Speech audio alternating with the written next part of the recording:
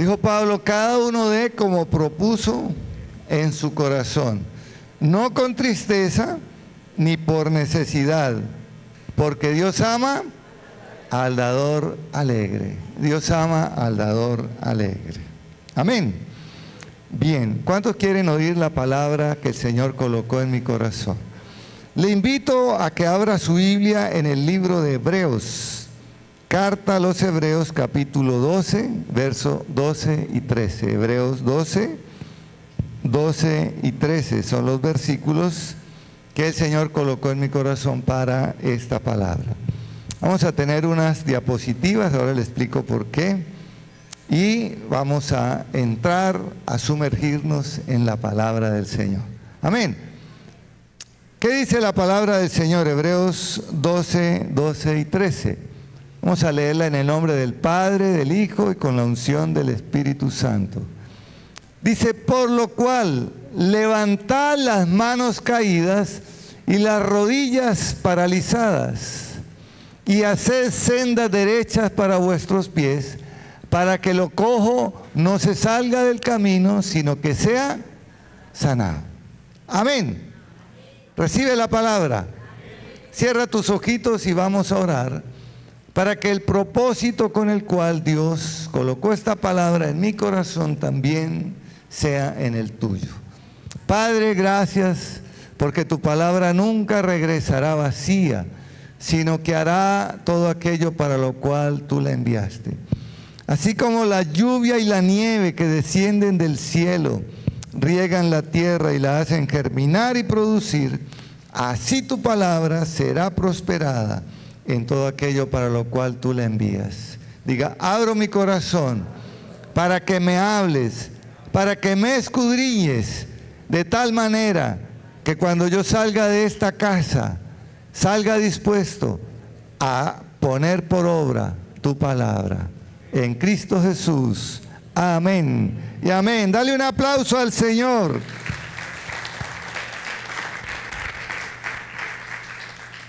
El título, si acostumbras a tomar nota de la enseñanza, es que lo cojo no se salga del camino. Muy obvio el título, ¿cierto?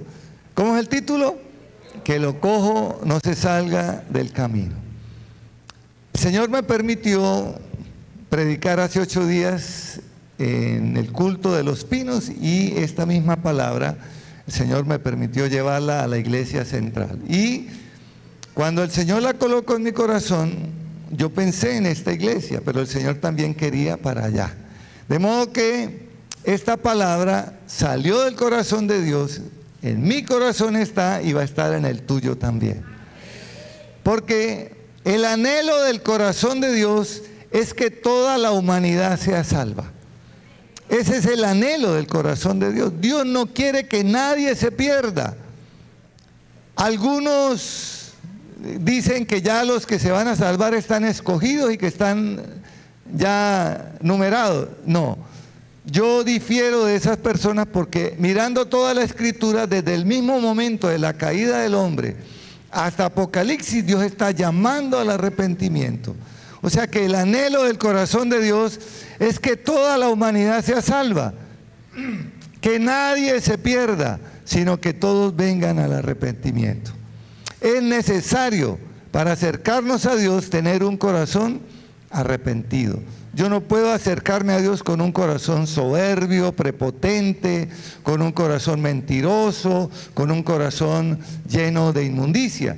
Porque Dios es santo, santo, santo. Y todo lo que se acerque a Dios tiene que ser santo. De modo que el propósito de esta palabra es que nosotros aprendamos a vivir una vida que agrade a Dios. Y si hay dentro de nuestro caminar algo que no está conforme al anhelo de Dios, lo podamos enderezar. Porque Dios quiere que todos seamos salvos. Amén. En Isaías 35:8 hay un texto que a mí siempre me ha llamado la atención porque es muy diciente. Isaías 35:8. ¿Qué dice Isaías 35:8? El siguiente, por favor. Siguiente diapositiva. Isaías 35:8, la siguiente. Dice, y habrá allí calzada y camino, y será llamado camino de santidad. No pasará inmundo por él, sino que él mismo estará con ellos. El que anduviere en este camino, por torpe que sea, no se extraviará. Mire la bondad y la misericordia de Dios para con el género humano. Él ha dejado un camino para que todo el que camine por ese camino, por torpe que sea, no se extravíe. Hay gente que se considera torpe. No, yo soy poco entendido en esto, yo soy torpe para esto, yo no soy bueno para esto. La Escritura está diciendo que por más torpes que nosotros seamos, si transitamos por ese camino, no nos vamos a extraviar. Y ese camino no es otro sino Jesucristo, que dijo, yo soy el camino, la verdad y la vida, y nadie viene al Padre sino por mí. Ahora, se plantea una pregunta: ¿quién es torpe? La pregunta, la siguiente diapositiva. ¿Quién es torpe? Porque nosotros tenemos un rótulo. Humanamente llamamos a las personas tontas, torpes, por su manera de caminar, por su manera de hablar, por su manera de actuar. Y déjeme decirle algo, torpe no es el que parece torpe por sus movimientos o por su hablado, por alguna enfermedad o por algún accidente. Hay personas que pierden su movilidad normal por un accidente y su caminar parece torpe o su lenguaje parece torpe. Pero torpe es el que hace tonterías y torpezas. ¿Quién es torpe? No el que parece, sino el que hace tonterías y torpezas. ¿Cuántos vieron una película que se llama Forrest Gump? Levanten la mano los que vieron la película. Allí hay un niño que crece con su mamá soltera y él tenía problemas en sus piernas, entonces le pusieron unos aparatos de hierro por fuera y él caminaba así. Entonces todos los compañeritos del colegio le hacían bullying y le decían tonto, le decían torpe. Pero la mamá le decía, hijo, torpe no es el que parece torpe, sino el que hace tontería. Y él creció declarando eso, que torpe no es el que parece, sino el que hace tontería. Y déjeme decirle algo. Muchos de nosotros que no tenemos cara de tontos ni de torpe, hacemos tonterías. Un aparato celular, que es una bendición de Dios, se puede volver en un instrumento para hacer tonterías. Y en un momento dado, usted entra, coloca algún comentario innecesario, tonto, y después vienen contra usted y arremeten y está usted metido en un problema que se ganó gratuitamente. Un aparato como una tablet, un celular, un computador, se puede volver un instrumento para hacer tonterías, cuando debería ser un aparato que ayude para que nosotros extendamos el reino de los cielos. Yo digo que la pandemia nos dejó de herencia la tecnología. Antes de la pandemia no transmitíamos los cultos, ahora transmitimos los cultos. Y esta palabra llega hasta los fines de la tierra a través de un aparato. Se puede alabar y glorificar su nombre. Pero ese mismo aparato sirve para hacer tonterías. Entonces, ¿cuál es el propósito? Que examinemos cómo usamos la tecnología, cómo usamos lo que Dios nos da para que a través de esos recursos alabemos y glorifiquemos a Dios. El dinero. ¿El dinero es bueno o es malo? Ni es bueno ni es malo. Es más bueno que malo. ¿Qué es lo malo del dinero? El amor al dinero, que tiene un nombre propio, se llama codicia. Con el dinero se puede hacer mucho bien, con el dinero se puede hacer muchísimo bien, pero una persona que no tenga a Dios con el dinero puede hacer muchas tonterías. Contaba el pastor Pedro Delgado que un hombre trabajó toda su vida en una empresa y se pensionó. Cuando él se jubiló le llegó un retroactivo significativo, y él toda su vida había querido comprar un arma automática y de alguna manera buscó comprarse una subametralladora. Y se compró la subametralladora. Si usted tiene el dinero puede comprar cualquier cosa, puede hacer cualquier tontería. Y para un 31 de diciembre, que todo el mundo sale a echar tiros, él se fue al solar de la casa de él y le metió la munición al arma y comenzó a disparar al aire. Más se tardó él en hacerlo que algún vecino en denunciarlo. Vino la policía y lo apresó y lo metieron preso. ¿Por qué? Ese dinero que hubiera podido usar para cualquier otra cosa lo usó para una tontería que le valió estar preso por varios años, aún después de viejo. Entonces diga, tonto no es el que parece tonto. Diga, tonto es el que hace tonterías. Diga, yo propongo en mi corazón no hacer tonterías. Pero dígalo, por favor, diga, yo propongo en mi corazón no hacer tonterías. ¿Cuánto le dan un aplauso al Señor?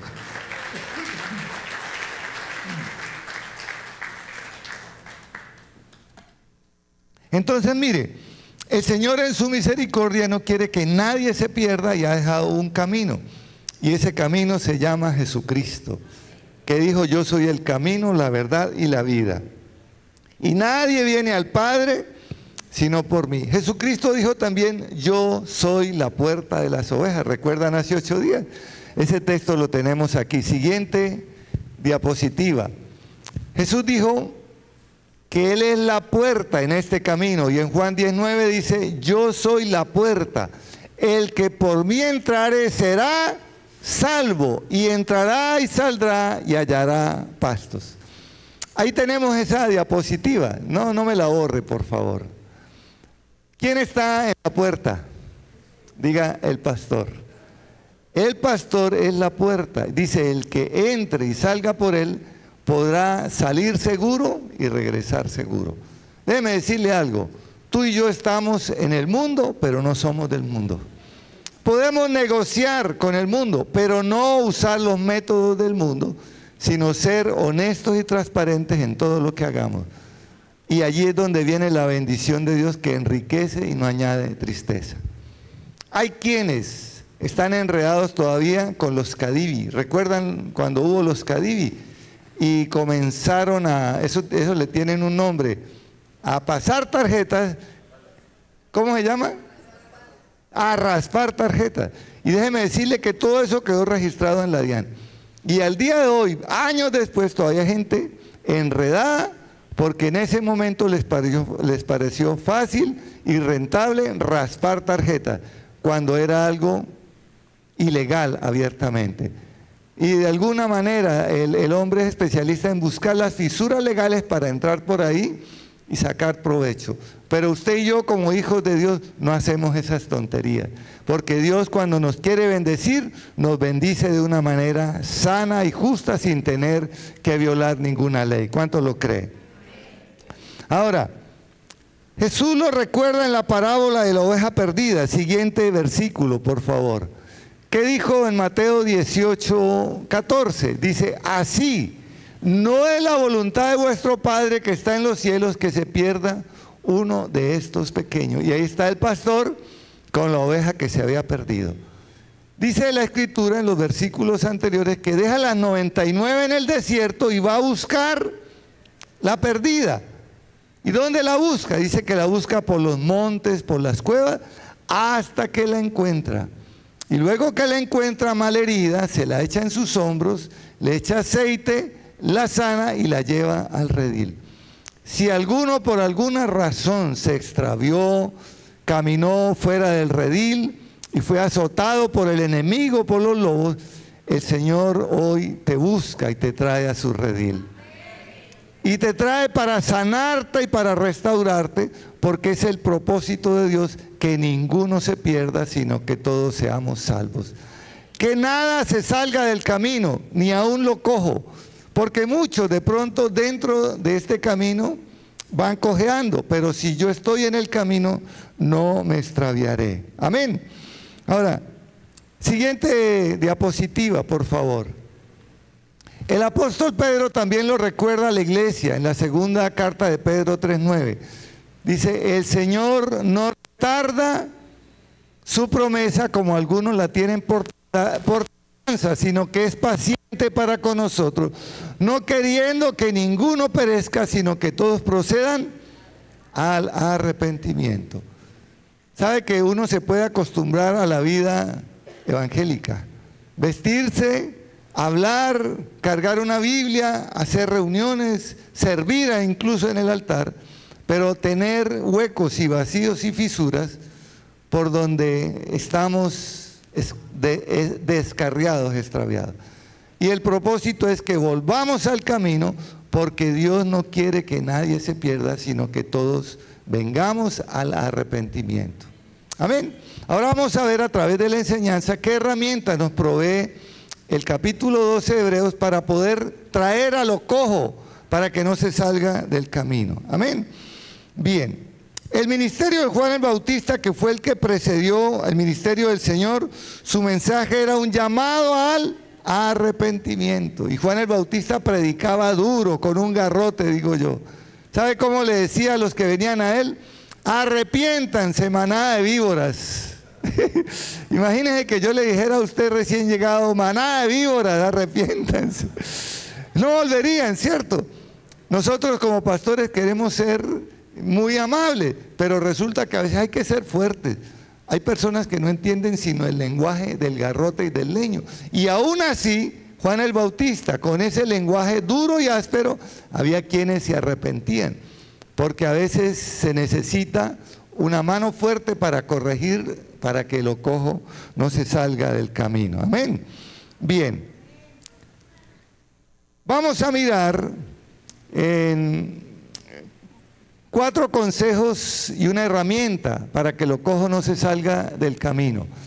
Y el primer consejo que tenemos aquí, para que lo cojo no se salga del camino, está en la primera parte del versículo 1, Hebreos 12:1. Tenga en cuenta que vamos a tomar todo el capítulo 12 como enseñanza, como base para lo que Dios quiere, los consejos para que lo cojo no se salga del camino. ¿Y qué dice Hebreos 12:1 en la parte A? Dice, por tanto, nosotros también, teniendo en derredor nuestro tan grande nube de testigos, despojémonos de todo peso y del pecado que nos asedia. ¿Qué es lo primero que tenemos que hacer? Despojarnos de todo peso y del pecado que nos asedia. Son dos cosas diferentes. Despojarse del peso. Ahí hay una figura de un hombre llevando algo muy pesado. ¿Qué está llevando ese hombre? Una piedra, casi que excede la capacidad de sus fuerzas. Pregunto, ¿será que Dios nos manda a llevar una carga tan pesada? No. Y aquí hay una advertencia del Señor. Hay hombres y mujeres cargando cargas que el Señor no les mandó cargar. Voy a repetírselo. Hay hombres y mujeres cargando unas cargas que el Señor no les mandó cargar. ¿Usted sabe cuál fue la carga que Él nos mandó cargar? Cada uno, cada día tome su cruz y sígame. No nos dijo que nos cargáramos una piedra, que nos cargáramos a otra persona, que nos cargáramos una familia. Cada vez que nosotros vamos a hacer algo debemos consultar a Dios. Porque hay quienes pensando que están haciendo lo correcto, se han echado cargas que el Señor no les mandó llevar. Nadie dijo amén, pero así es. Entonces, aquí en este consejo habla de dos cosas diferentes, pero que son carga para nuestras vidas. Y lo primero es despojarme del peso. Y en Mateo 11:28, siguiente diapositiva, dice, venid a mí todos los que estáis trabajados y cargados, y yo os haré descansar. ¿Quién es el que trae descanso a nuestras cargas pesadas? Jesús. Jesús. Y Él dijo, aprendan de mí. ¿De quién debo yo aprender? De Jesús. Y Él dice, porque mi yugo es suave, no va a tallar su hombro, y la carga es liviana.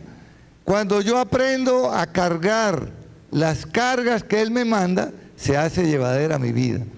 Pero cuando yo me cargo de cargas que el Señor no me mandó cargar, mi vida se vuelve pequeñita, hay un cuadrito, y vivo asfixiado, vivo cansado, y vivo todo el tiempo quejándome y renegando porque estoy cargando cargas que el Señor no me mandó cargar. Pero hoy la palabra viene para direccionar. Yo debo aprender a llevar las cargas que el Señor me manda a llevar, ninguna otra. Amén. Ahora, en la segunda parte, en Tito 1:15, Tito 1:15 dice la Escritura de la siguiente manera: todas las cosas son puras para los puros, mas para los corrompidos e incrédulos nada les es puro, pues hasta su mente y su conciencia están corrompidas. Entonces aquí habla de santidad, diga santidad. Cuando el texto dice que nos despojemos de todo peso y del pecado, significa que hay pecado dentro de nosotros que de pronto no nos hemos percatado. Dice, engañoso es el corazón del hombre, más que cualquier otro miembro del cuerpo. Hay pecados que nosotros ni siquiera sabemos que son pecados. ¿Y sabe cómo los descubrimos? Cuando tenemos una relación íntima con Dios, entramos a orar y el Señor nos redarguye y nos dice, estás haciendo equivocadamente esto, así no es. Hay que soltar amistades, hay que soltar actividades que no glorifican a Dios, pero que para nosotros parecen normales porque ha sido nuestro modus vivendi, ha sido nuestro modus operandi desde que nos conocemos. Pero el Señor dice, si yo entro a la intimidad, Él me va a decir y me va a hablar. Y esto es para todos los que nos acerquemos a Dios, porque Él quiere que nos despojemos de todo pecado. Hay pecados muy obvios, como el adulterio, la fornicación, el robo, la envidia, la lascivia. Pero hay pecados muy sutiles, como la murmuración, como el chisme, como darle rienda suelta a la loca de la casa, a la mente. Porque a veces le damos rienda suelta y la mente, una mente vacía es el taller del diablo. Por eso ocupe su mente, su tiempo en cosas productivas. Ojalá lea la Biblia, ore, cante, glorifique a Dios para que no deje espacios vacíos y el pecado no se enseñoreará de usted. ¿Cuántos le dan un aplauso al Señor? El segundo consejo para que lo cojo no se salga del camino está en la segunda parte de Hebreos 12:1 y es: corramos con paciencia la carrera que tenemos por delante. ¿Cómo es la segunda parte? Corramos con paciencia la carrera que tenemos por delante. Allí hay una maratón. ¿Cuántos saben la distancia de una maratón? 42 kilómetros y 172 o 73 metros. 42 kilómetros. Esto viene de la era de los griegos. Como es una distancia grande, ahora se ha inventado la media maratón, que es la mitad. O sea, si la otra es 21 kilómetros, entonces esta es 10 kilómetros y medio y la mitad de los metros que dije. Pero déjeme decirle algo. La vida cristiana no es ni siquiera una maratón que tiene término. No es una carrera de 800 metros, ni de 400, ni de 200, ni de 100 metros. La vida cristiana es una carrera de toda la vida. Por eso el escritor dice, corramos con paciencia. No es el que corra, no es el que llegue primero, lo importante es llegar a la meta. Hay una diapositiva allí, la siguiente. Un atleta puede terminar su carrera cojeando, pero no debe salirse de la competencia hasta llegar a la meta para no ser descalificado. Y hay allí un atleta que está a punto de fallecer y otro le ayuda, pero no se sale de la competencia. En 1 Corintios 9, 24 al 27 dice, ¿no sabéis que los que corren en el estadio todos a la verdad corren, pero uno solo se lleva el premio? Corred de tal manera que lo obtengáis, y todo aquel que lucha, de todo se abstiene. Ellos a la verdad para recibir una corona corruptible, pero nosotros una incorruptible. Así que Yo de esta manera corro, no como a la aventura. De esta manera peleo, no como quien golpea el aire, sino que golpeo mi cuerpo y lo pongo en servidumbre, no sea que habiendo sido heraldo de muchos, yo mismo venga a ser eliminado. Déjeme decirle algo que yo comprendí de la vida cristiana. En la vida cristiana no hay que tener afán de nada. ¿Qué fue lo que dije? No hay que tener afán de nada. En la vida cristiana debo aprender a correr, pero con paciencia. Pareciera una paradoja, una contradicción. Pero el escritor no se está equivocando. Esto es una carrera que no tiene límites, sino es una carrera de toda la vida. Y hay unos que comienzan a correr fuertísimo. Yo recuerdo cuando estaba en la universidad, a uno lo foguean por todos los deportes, a ver en qué es bueno.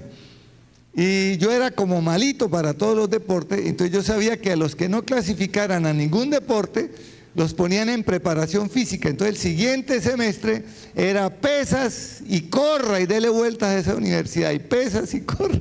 Y yo no quiero eso. Entonces yo me compré un balón de fútbol y me puse a practicar. Y cada vez que había una competencia, yo me preparaba para la competencia porque yo no quería la preparación física. Yo recuerdo una carrera de 400 metros en que nos llevaron a todo el grupo. Yo arranqué como volador sin palo. Y fuertísimo. Y en los primeros 50 metros ya le había sacado como 20 metros a los que iban detrás mío. Pero cuando llegué a los 100 metros, me dio la pálida. Me tocó ahí arrodillarme a la orilla y comenzar a vomitar, porque vomité y se me revolvió todo. Y todos los compañeros llegaron con un pasito suave y yo llegué de último. No se trata de correr, se trata de correr con paciencia. No se trata de tener afán. Usted no tenga afán de subir al púlpito, no tenga afán de que le llamen pastor, no tenga afán. Eso va a venir de manera natural.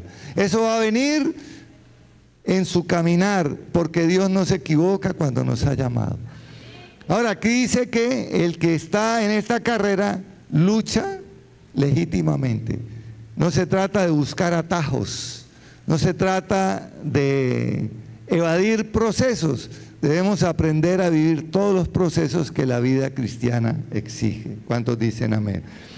Entonces, esta carrera es una carrera de toda la vida y nosotros estamos en ella metidos. Y así cogemos. Si no nos salimos de la carrera, vamos a llegar al final. Porque el propósito es que lo cojo no se salga del camino, sino que sea sanado. ¿Cuántos le dan un aplauso al Señor?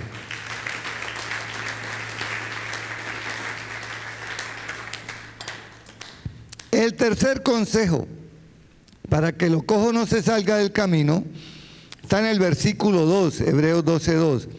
Puesto los ojos en Jesús, autor y consumador de la fe. ¿Qué dice Hebreos 12:2? Puesto los ojos en Jesús, autor y consumador de la fe, el cual por el gozo puesto delante de él sufrió la cruz, menospreciando el oprobio, y se sentó a la diestra de Dios. ¿Dónde se sentó el Señor? Tu mirada y la mía tiene que estar en Jesús. Déjame decirte algo. Yo nací como cristiano en esta iglesia, llevo 28 años caminando con el Señor. Todo el mundo, de los que están más antiguos, me conocen y conocen mi familia. El día que el Señor nos honró siendo los pastores, yo nunca me imaginé, ni siquiera anhelé ser pastor, pero los tiempos de Dios se van dando. Y yo propuse en mi corazón, desde que comencé a caminar en integridad delante de Dios, ser transparente en todo lo que de mí se respecta. Y no estoy alabándome, sino que es una tarea de cada uno de nosotros, de querer agradar a Dios todo el tiempo. Si en agradar a Dios agrado a los hombres, gloria a Dios, pero si en agradar a Dios desagrado a los hombres, de malas. Porque la tarea suya y mía es agradar a Dios. Tus ojos y los míos tienen que estar puestos en Jesús. Yo te podría defraudar. De hecho, hay personas que de pronto están enojadas conmigo o fueron lastimadas por alguna palabra que yo dije o por alguna acción que yo tomé. Perdónenme, en mi corazón nunca está el ofender ni el lastimar a nadie, sino que uno a veces como pastor tiene que tomar unas decisiones difíciles y no las tiene que tomar sino el pastor. Y a veces esas decisiones no agradan a todo el mundo y como pastor tengo una responsabilidad delante de Dios. De modo que si no entiendes alguna de las acciones que yo hago y eso te ha ofendido, perdóname. Pero en mi corazón nunca está el ofenderte, ni en lastimarte, ni en hacerte daño. De modo que no coloques tu mirada en el pastor, ni en el líder, te podríamos defraudar. Tu mirada tiene que estar puesta en Jesús. Él no defrauda a nadie. Si tu mirada está puesta en Él, puede acontecer a tu alrededor cualquier cosa adversa, pero si tu mirada está puesta en Él, Él no te va a defraudar. Él te salvará, Él te defenderá y Él será tu escudo y tu fortaleza si tu mirada está puesta en Él. ¿Cuántos dicen amén? De modo que nosotros debemos aprender a colocar nuestra mirada en Jesús. Mira lo que dice Hebreos 7, 25 al 27. Hebreos 7, 25 al 27. ¿Qué dice Hebreos 7, 25 al 27? Dice, por lo cual puede también salvar eternamente a los que por Él se acercan a Dios, viviendo siempre para interceder por ellos. Porque tal sumo sacerdote nos convenía, santo, inocente, sin mancha, apartado de los pecadores y hecho más sublime que los cielos, que no tiene necesidad cada día como aquellos sumos sacerdotes de ofrecer primero sacrificios por sus propios pecados y luego por los del pueblo, porque esto lo hizo una vez para siempre, ofreciéndose a sí mismo. Déjame decirte algo. Si tu mirada y la mía está puesta en Jesús, podemos caminar seguros en esta carrera. Podemos transitar en este camino y así cogemos, no nos saldremos de él, porque tu mirada y la mía están puestas en Jesús, autor y consumador de la fe. Amén. En la primera carta de Timoteo 2:5 dice, porque hay un solo Dios y un solo mediador entre Dios y los hombres. ¿Cómo se llama? Jesucristo, hombre. ¿Cómo se llama el mediador entre Dios y los hombres? No hay vírgenes, no hay santos, no hay pastores, no hay profetas, no hay evangelistas. El único intermediario entre Dios y los hombres se llama Jesucristo. Si tu mirada está puesta en Él y tu confianza y lo utilizas como tu único y suficiente mediador y salvador, vas seguro por el camino de santidad y de la salvación. Y el cuarto consejo para que lo cojo no se salga del camino está en los versículos que leímos inicialmente, Hebreos 12, 12 y 13. Alzar las manos caídas y las rodillas paralizadas. ¿Cuál es el cuarto consejo? Alzar las manos caídas y las rodillas paralizadas. Siguiente diapositiva. Siguiente, por favor. No. Siguiente. Ahí está. Hebreos 12, 12 y 13. Dice, por lo cual levantad las manos caídas. ¿Cómo estaban las manos? Y las rodillas paralizadas. Y haced sendas derechas para vuestros pies, para que lo cojo no se salga del camino, sino que sea sanado. Déjame explicarte esta diapositiva. Allí está Moisés sentado en una piedra. Y al lado está Aarón y al otro lado está Hur.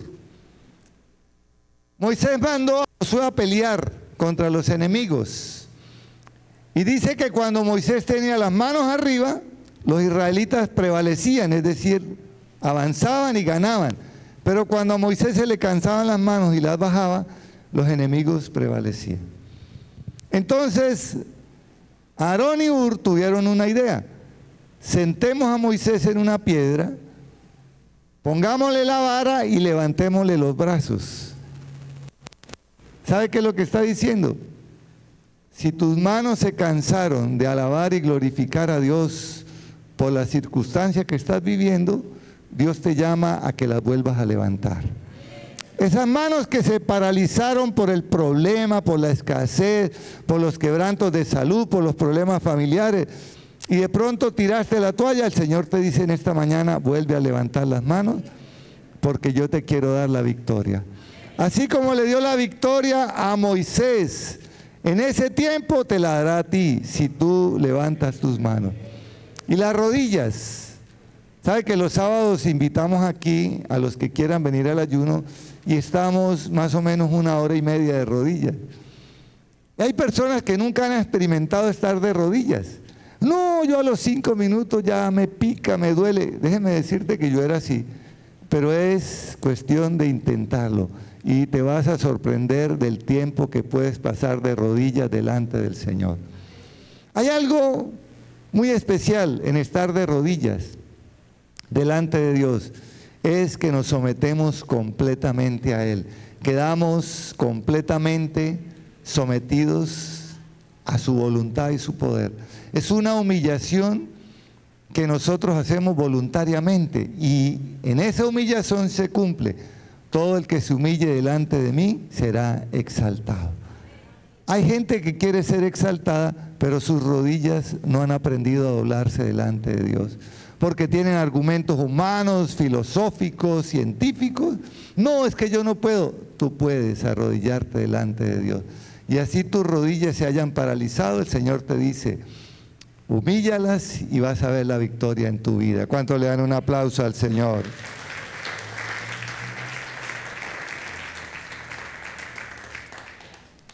Cuando las manos se caen y las rodillas se paralizan, viene la tentación. Cuando yo dejo de levantar mis manos y dejo de orar, viene la tentación. Mira lo que el Señor le dijo a sus discípulos en Mateo 26:41. Mateo 26:41. ¿Qué dice? Velad y orad para que no entréis en tentación. El espíritu a la verdad está dispuesto, pero la carne es débil. Yo debo aprender a vencer mi cansancio, debo aprender a vencer mi dolor, debo aprender a vencer esas limitaciones humanas para poder entrar en el Espíritu, alabar y adorar a Dios. Porque el Padre busca adoradores que le adoren en espíritu y en verdad. A tales adoradores busca que le adoren. Y eso solo ocurre cuando nosotros levantamos nuestras manos y doblamos nuestras rodillas. Tú de pronto puedes decir: yo no puedo arrodillarme porque tengo una cirugía. No importa la posición. Si tú humillas tu corazón, es suficiente delante del Señor. Y Dios está llamando a un arrepentimiento genuino y a una humillación íntegra delante de Él, porque Él quiere glorificarse en tu vida y en la iglesia. ¿Cuántos le dan un aplauso al Señor? La iglesia provee de diferentes actividades para poder humillarnos delante de Dios. A las 4:30 tenemos las alboradas. Los viernes en la noche tenemos vigilia. Los sábados en la mañana tenemos ayuno. Los cultos, tenemos intercesión. Ahora la intercesión la hacemos los jueves. Y en la mañana también hay un grupo que viene a ayunar en los jueves.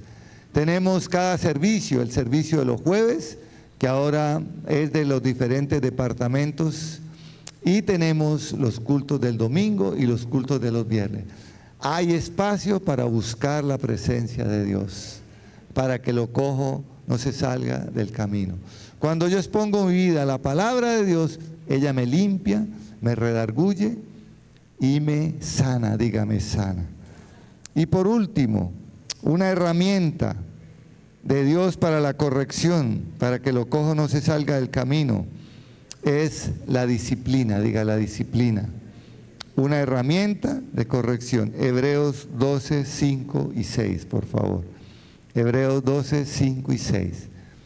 Dice: y estáis ya olvidados de la exhortación que como a hijos se os dirige diciendo: hijo mío, no menosprecies la disciplina del Señor, ni desmayes cuando eres reprendido por Él. Porque el Señor al que ama, disciplina y azota a todo el que recibe por hijo. Déjame decirte algo. todos no son hijos de Dios. ¿Cuál es la condición para ser hijo de Dios? Haber recibido a Jesucristo como Señor y Salvador de mi vida, haberlo aceptado y haber pedido perdón por mis pecados. Eso es un acto voluntario que hago yo delante del Señor. Pero hay quienes han hecho la oración de fe, que es la que nos lleva, pero su vida no concuerda. Su vida no concuerda con lo que se confesó.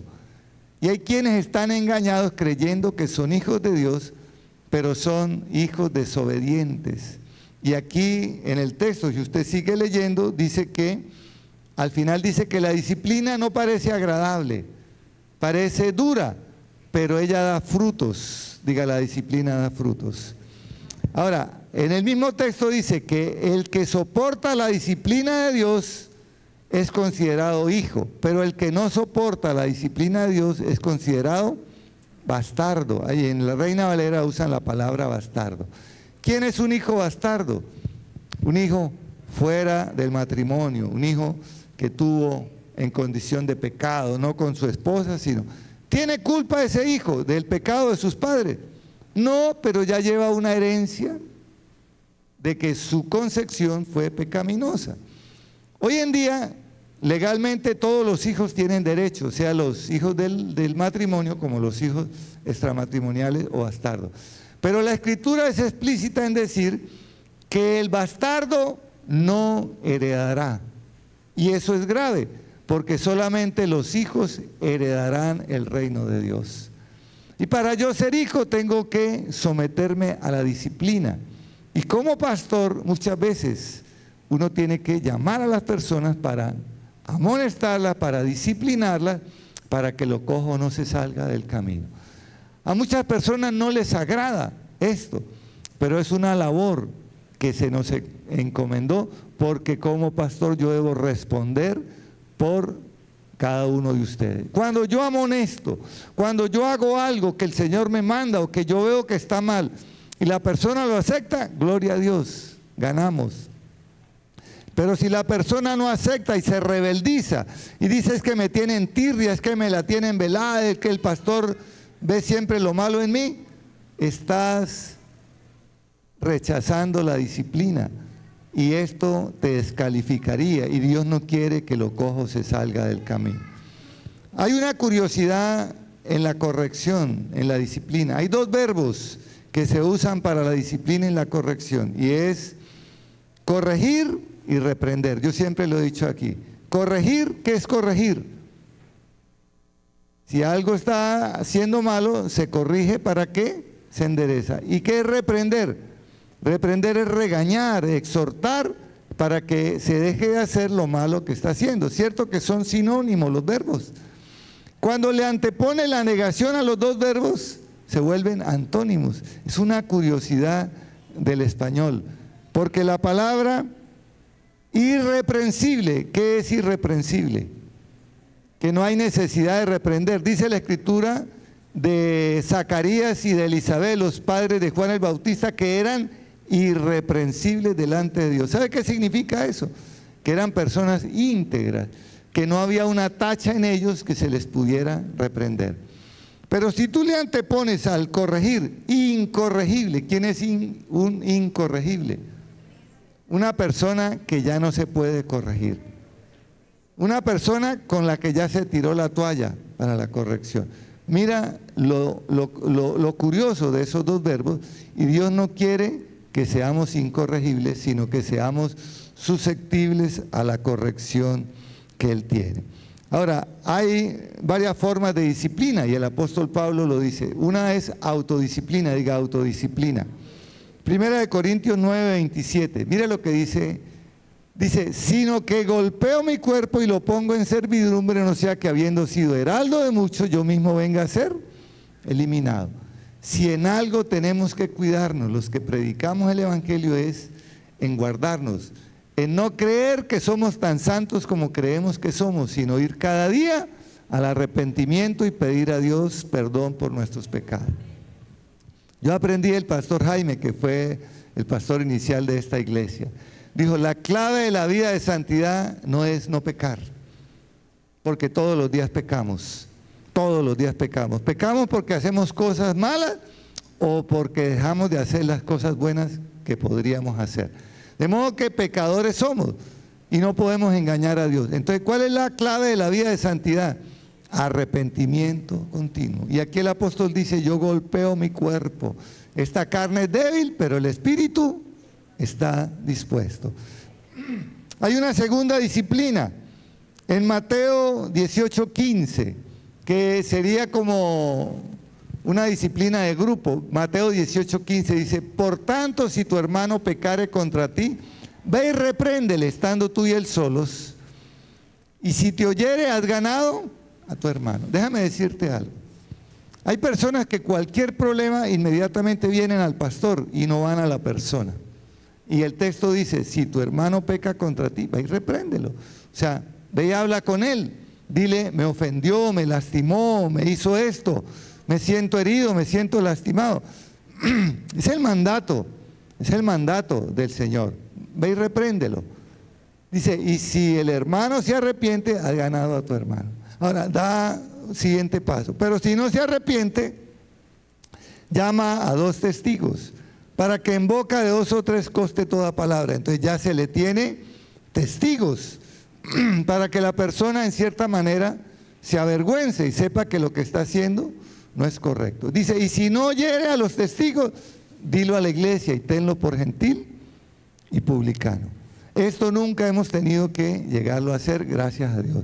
Solamente una vez lo vi hacer en Los Pinos, al pastor Satirio, con una persona incorregible.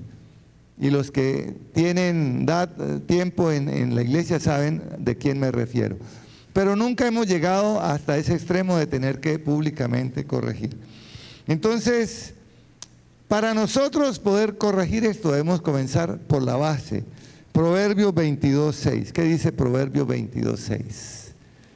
Instruye al niño en su camino, ahí dice en su carrera, y aun cuando fuere viejo, no se apartará de él. Diga, instruir al niño previene muchas cosas malas. Por eso la importancia de nuestra escuela dominical, que ahora se llama Edificios para Dios, donde mandamos a nuestros niños. Los sábados en la tarde tenemos un trabajo con los adolescentes, jóvenes y con los niños, donde estamos instruyéndolos para que ellos atesoren la palabra y nunca se salgan del camino. Colócate en pie, por favor. Colócate en pie. ¿Recuerdas el título de la enseñanza? Que lo cojo no se salga del camino. Quiero hacer una pregunta en esta mañana. ¿Quién vino por primera vez o segunda vez que no ha recibido a Jesucristo en su corazón? Allí veo una manita levantada. ¿Quién más vino por primera vez? Allá hay otra manita levantada. Vengan acá al frente por un momento, por favor, los que vinieron por primera vez. Quiero orar por ustedes y que la iglesia igualmente ore por ustedes. Vengan acá, por favor. La iglesia está en actitud de oración, mientras de fondo suena una música que nos da tranquilidad de que estamos en el lugar correcto. Buenos días. Dios te bendiga. Dios te bendiga, muñeca hermosa. Tranquila, déjela allá. Voy a regalarte una oración, ¿la quieres recibir? Y allá tú que estás, repite la oración. Cierra los ojitos y di conmigo, Señor Jesucristo, he oído tu palabra y sé que ella es verdad. Perdóname por todo lo malo, pecaminoso y perverso que yo haya hecho hasta el día de hoy. Reconozco que soy pecador y hoy me arrepiento. Voluntariamente abro mi corazón para recibirte como mi Señor y mi Dios. Te reconozco como mi único y suficiente Salvador de mi alma. Séllame con tu Espíritu Santo y escribe mi nombre en el libro de la vida para el día de la redención. Ahora puedo decir con toda confianza que soy hijo de Dios, porque he creído en tu nombre y te he recibido en mi corazón. Como hijo de Dios, yo renuncio a toda maldición que hubiera llegado a mi vida por mi pecado, el pecado de mis padres abuelos o tatarabuelos, y me declaro libre para gloria y alabanza de tu nombre. Amén, amén, amén, amén. Iglesia, levanta tus manitas al cielo. Padre, gracias, porque tu palabra nunca regresará vacía, sino que ella hará el propósito con el cual tú la enviaste. Tú no quieres que nadie se pierda. El anhelo de tu corazón es que toda la humanidad sea salva, pero que todos procedan al arrepentimiento. Señor, guárdanos en este caminar, de no irnos a salir del camino, porque nuestra mirada está puesta en Jesús, el autor y consumador de la fe, que nos invita a levantar nuestras manos santas y nuestras rodillas paralizadas se doblen delante de ti y nos humillemos en tu presencia y vengan del cielo tiempos de restauración. Padre, bendigo a tus hijos y a tus hijas, que esta palabra quede atesorada en sus corazones, de tal manera que al salir de esta casa tengamos el firme propósito de cumplirla y ponerla por obra. Te damos gracias y te bendecimos y te adoramos. Amén, amén. Dios te bendiga. Ven, pasa a tu casa con la bendición del Padre, del Hijo y del Espíritu Santo. Amén. Dios les guarde. Recuerden, 2 de la tarde, los que nos quieran acompañar en la marcha por Jesucristo desde la Plaza de Bandera hasta el Parque Santander. Allá vamos a estar. Bendiciones, mis amados.